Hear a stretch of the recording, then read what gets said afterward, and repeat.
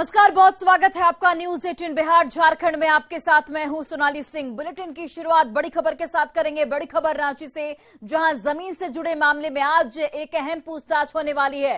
रांची के सब रजिस्ट्रार वैभव मणि त्रिपाठी को समन भेजा गया है। जांच एजेंसी ईडी ने यह समन जारी किया है। फर्जी डीड से जमीन के अवैध कब्जे का ये पूरा मामला, सेना के जमीन की खरीद बिक्री से ये पूरा मामला जुड़ा हुआ है, जिसमें रांची के सब रजिस्ट्रार वैभव मणि त्रिपाठी को समन भेजा गया है और आज उनसे ईडी के दफ्तर में पूछताछ की जाएगी। हमारे सहयोगी ओम प्रकाश जुड़ गए। ओम प्रकाश, क्या कुछ जानकारी, कब से पूछताछ की शुरुआत होगी और क्या कुछ सवालात हो सकते हैं?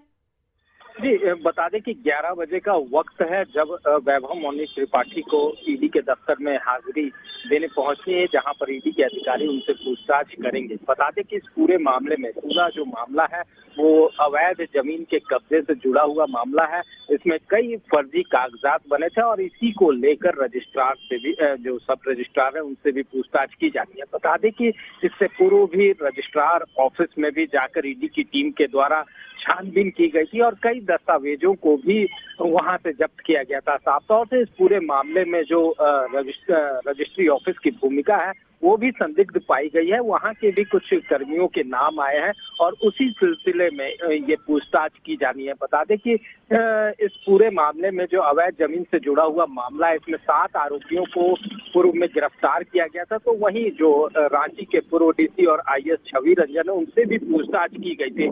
फिर उन्हें 4 मई को भी बुलाया गया है, जहां उनसे पूछताछ की जानी है। तो इस तरह से आज का दिन जो है वो सब रजिस्ट्रार से पूछताछ का दिन है। काफी अहम माना जा रहा है, क्योंकि आने वाले दिनों में जो पूछताछ होनी है उसे लेकर आज जो पूछताछ होगी वो काफी अहम भूमिका निभाएगी। कई अहम जो जानकारियां हैं वो हासिल हो सकती है, जिसे लेकर आज की पूछताछ काफी अहम। जिस तरीके से जांच का दायरा बढ़ता जा रहा है, क्या क्रॉस जो सवाल जवाब है वो भी हो सकते हैं आगे चलकर, माना जाए?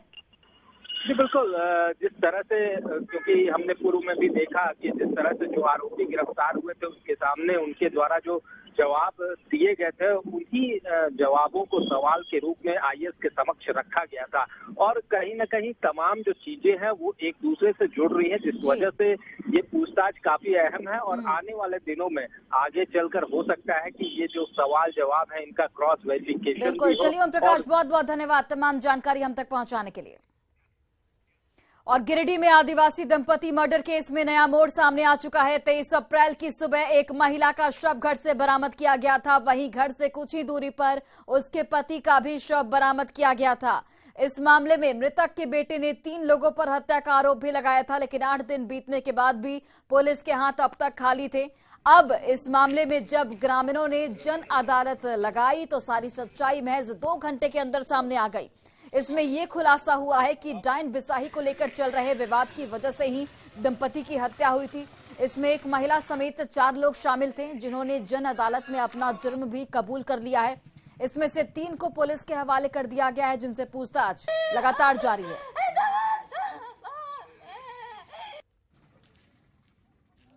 गोतिया का उनसे नाम होलो जेकर से झगड़ा हो ले लो झगड़ा बेलो त बोल चलना है केकर कौन सी नाम की ओकर हलो सबरम हमरो बाबूजान हमरो। कितने दिन पहले झगड़ा हो ले? 2 हफ्ता भर। 2 हफ्ता। और खबर गढ़वा से, जहां अवैध तरीके से संचालित लोहा चिमनी भट्टा को प्रशासन की ओर से ध्वस्त कर दिया गया है। मंझियाव थाना क्षेत्र के बकुइया गांव के पास इसका संचालन हो रहा था। अंचलाधिकारी की मौजूदगी में इस अवैध चिमनी भट्टे को ध्वस्त किया गया है। अवैध चिमनी भट्टा के संचालन से सरकार को राजस्व का भारी नुकसान हो रहा था। चिमनी भट्टा पलामू जिले के मोहम्मदगंज थाना क्षेत्र निवासी संतोष सिंह का बताया जा रहा है। ईंट भट्टे के संचालक पर प्राथमिकी दर्ज करने की कार्रवाई लगातार की जा रही है। 2 तस्वीरें, प्रशासन ने इसे ध्वस्त किया है। राजस्व का इससे काफी नुकसान हो रहा था। सीओ की मौजूदगी में ये बड़ी कार्रवाई की गई।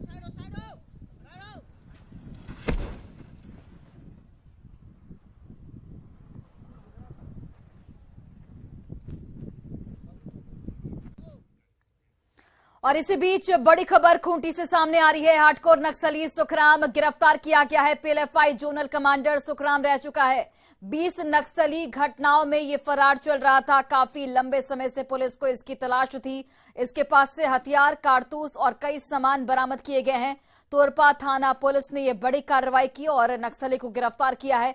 डीएसपी अमित कुमार ने खुद इसकी पुष्टि की है। तो हार्डकोर नक्सली सुखराम, जो कि पीएलएफआई जोनल कमांडर रह चुका है, उसे गिरफ्तार कर लिया गया है। हथियार, कारतूस, कई सामान इसके पास से बरामद किए गए हैं। फिलहाल पूछताछ जारी है।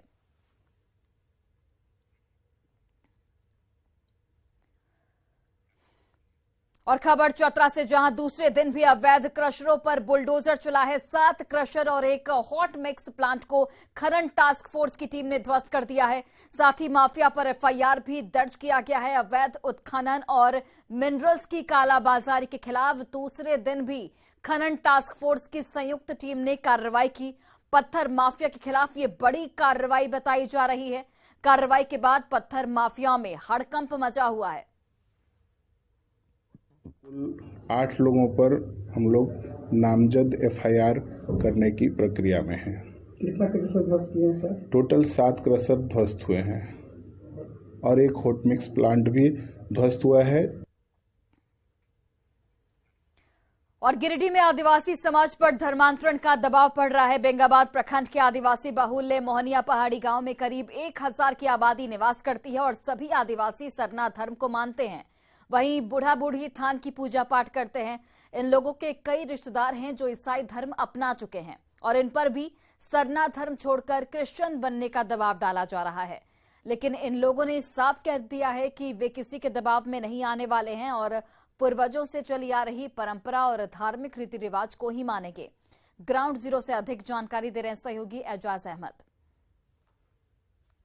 जिले के सुदूरवर्ती गांव जहां पे आदिवासी बहुल इलाके हैं, वहां पे लगातार धर्मांतरण के मामले सामने आ रहे हैं और बताया जा रहा है कि जो धर्म परिवर्तन है ये लगातार जारी है, जिसके वजह से जो इन लोगों की सांस्कृतिक है, जो परंपरा है, यह कहीं ना कहीं खतरे में आ गया है। आप तस्वीरों में साफ देख सकते हैं कि इस वक्त हम मौजूद हैं बेंगाबाद प्रखंड के अंतर्गत आने वाले गोलगो पंचायत के एक ऐसे गांव में जो एक आदिवासी बहुल इलाका है। यहाँ पे 1000 से अधिक आबादी है, जहाँ पे आदिवासी लोग रहते हैं। इन लोगों के भी कई रिश्तेदार हैं जो जिले के अलग अलग जगह पे रहते हैं। वो भी क्रिश्चियन धर्म अपना चुके हैं और वो चाहते हैं कि ये भी कहीं ना कहीं ये क्रिश्चियन बन जाए। लेकिन इन लोगों का कहना है कि ये लोग हमेशा सरना धर्म को ही मानेंगे। तो आप लोग ये सरना धर्म को मानते हैं? हाँ हाँ, सरना धर्म को मानते हैं। अच्छा, क्रिश्चियन नहीं मानते आप लोग? नहीं, क्रिश्चियन पर हम जबो नहीं करेंगे। कह रहे पुराना हमारा परंपरा बूढ़ा ही पकड़ के चला है, तो हम अब क्रिश्चियन धर्म में अभी जाएगा तो हम बेकार हो जाएगा ना।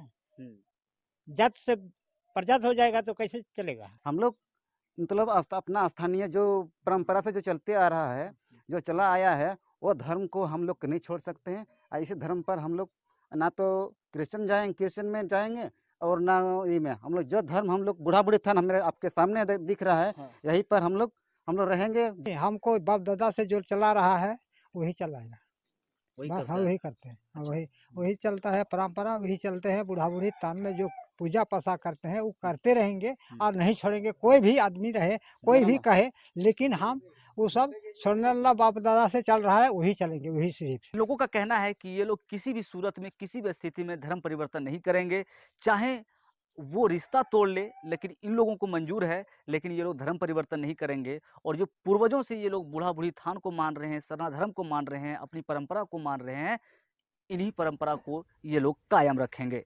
गिरिडीह से न्यूज़ 18 के लिए मैं एजाज अहमद। और चलिए इसी बीच बड़ी खबर पाकुड़ से सामने आ रही है। ठनका गिरने से 3 बच्चों की मौत हो गई है। 4 मवेशी की भी ठनका गिरने से मौत हुई है। हिरणपुर, लिट्टीपाड़ा और महेशपुर में ठनका गिरा है। पूरे झारखंड में 3 मई तक येलो अलर्ट जारी किया गया है। तो यहां पर बड़ी खबर आपको बता रहे हैं, ठनका गिरने से 3 बच्चों की मौत हो गई, वहीं पर 4 मवेशियों की भी मौत हो गई है। हिरणपुर, लिट्टीपाड़ा और महेशपुर में ठनका गिरने की खबर सामने आई है। फिलहाल पूरे झारखंड में मौसम विभाग की ओर से 3 मई तक येलो अलर्ट जारी किया गया है।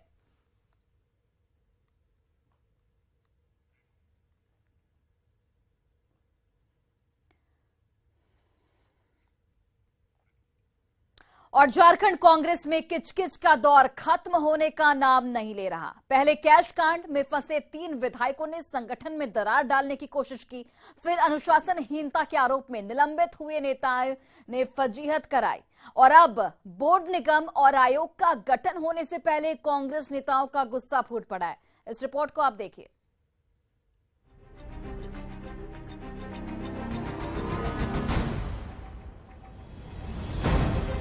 झारखंड में एक तरफ कांग्रेस के ताबड़तोड़ कार्यक्रम का दौर चल रहा है तो वहीं दूसरी तरफ संगठन के अंदर बगावत के बोल फूट रहे हैं।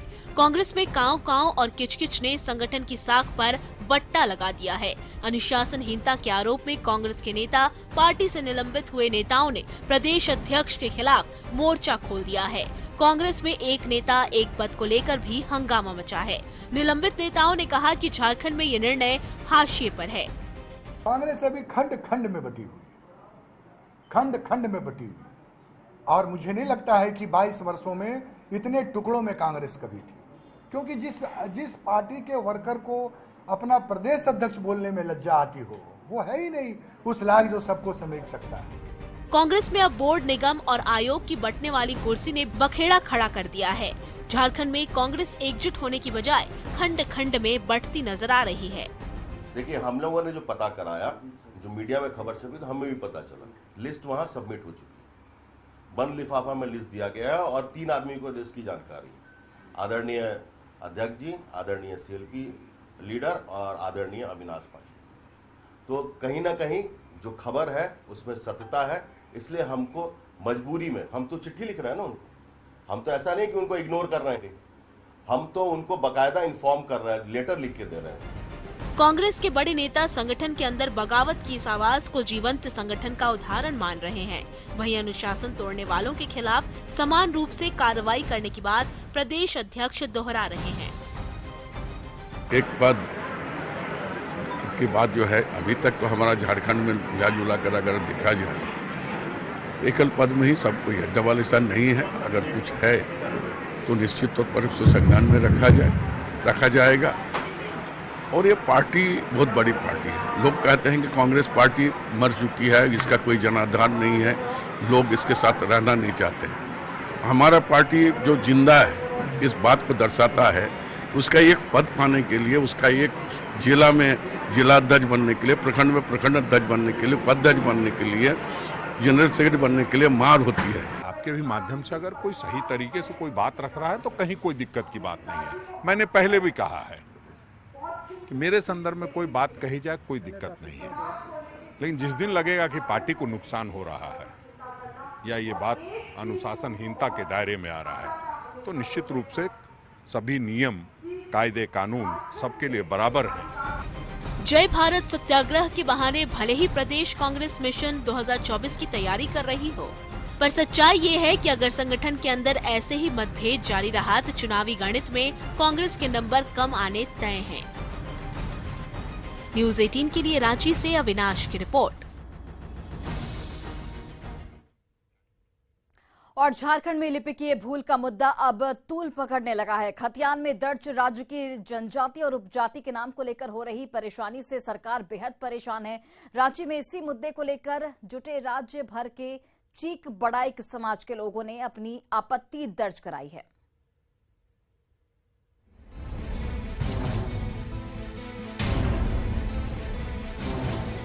झारखंड में 32 तरह के जनजाति समाज के लोग वर्षों से निवास कर रहे हैं। राज्य में जनजाति समाज के लिए 27% आरक्षण तय है, लेकिन खतियान में सही नाम दर्ज नहीं होने से जनजातीय समाज की युवा पीढ़ी का जाति प्रमाण पत्र नहीं बन पा रहा है। भुईहर मुंडा, चीक बड़ाइक, लोहरा और लोहड़ा इसी तरह की भूल का शिकार हो रहे हैं। सरकारी अधिकारी इसे लिपिकीय भूल मानते हैं, जबकि इस भूल की वजह से कल की पीढ़ी का भविष्य चौपट हो रहा है। हालांकि इस मुद्दे को सत्ताधारी दल कांग्रेस ने ही उठाया है। 27% आदिवासी है, इसमें केवल उराव, मुंडा हो, खड़िया, संथाल ही नहीं, 32 तरह का आदिवासी लोग है। इस राज्य में बहुत बड़ा एक षड्यंत्र चल रहा है कि आदिवासी का संख्या को कैसे कम करो, कैसे उनकी संख्या घटे, और उसी घटाने का कारण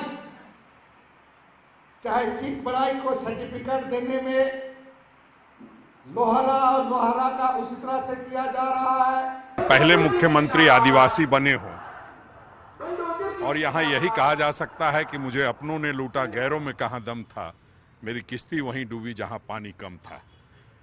आदिवासियों को ध्यान में रख करके राज्य का निर्माण हुआ और उनको अगर प्रमाण पत्र नहीं मिल रहा है भूंइहर को, चीख बराई को, तो मुझे लगता है ये तमाम वैसे लीडर्स के लिए शर्मिंदगी की बात है जिन्होंने 23 वर्षों में कई वर्षों तक राजकाज चलाने का काम किया।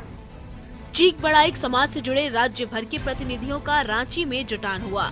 इससे पहले भूंइहर मुंडा समाज से जुड़े लोगों का भी जुटान राजधानी रांची में हो चुका है। सभी का दर्द एक समान है। जाति प्रमाण पत्र नहीं बनने से समाज के लोग परेशान हैं।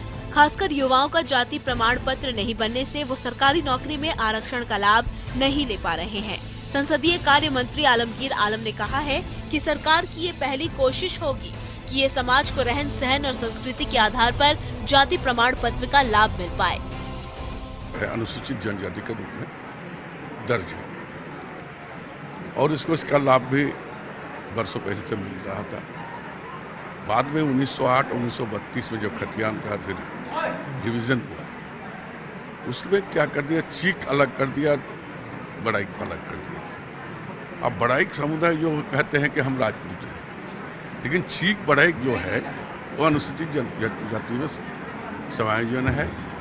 मुझे बहुत विश्वास है और विश्वास के साथ हम कहते हैं इन चीज़ों को विधानसभा में एक बार नहीं कई बार उठा है और सरकार की संज्ञान में है। कुछ चीज़ों जो है वो हमारे इस माने राज्य स्तर से उसको सलट लेंगे हम लोग। साल 1908 और 1932 में खतियान के रिवीजन के बाद ये समस्या सामने आई है। भूंइहर मुंडा को भूमिहार बताना, चीख बड़ाइक को अलग अलग करने के बाद बड़ाइक समाज के द्वारा खुद को राजपूत बताना, इस तरह की भ्रांतियों से अनुसूचित जनजाति वर्ग का अस्तित्व खतरे में है। यही वजह है कि अब ये आवाज समय के साथ बुलंद होने लगी है। न्यूज़ 18 के लिए रांची से अविनाश की रिपोर्ट। और रांची के मोरहाबादी मैदान में लगे इंटरनेशनल ट्रेड फेयर की धूम देखने को मिल रही है। लोगों में जबरदस्त उत्साह देखने को मिल रहा है। इंटरनेशनल ट्रेड फेयर में 9 अलग अलग देशों के 30,000 से अधिक प्रोडक्ट बिकने के लिए आए हैं। मेले में बांग्लादेश का बंबू सिल्क, ईरान का केसर और अफगानिस्तान के ड्राई फ्रूट्स की सेल देखने को मिल रही है। इसके साथ साथ भारत के अलग अलग राज्य से स्पेशल सिल्क, तसर और अन्य प्रोडक्ट्स मेले में देखने को मिल रहे हैं। तो ट्रेड फेयर को लेकर लोगों में जबरदस्त उत्साह देखा जा रहा है। करीब 30,000 यहाँ पर स्टॉल अलग अलग जगह से लगाए गए हैं।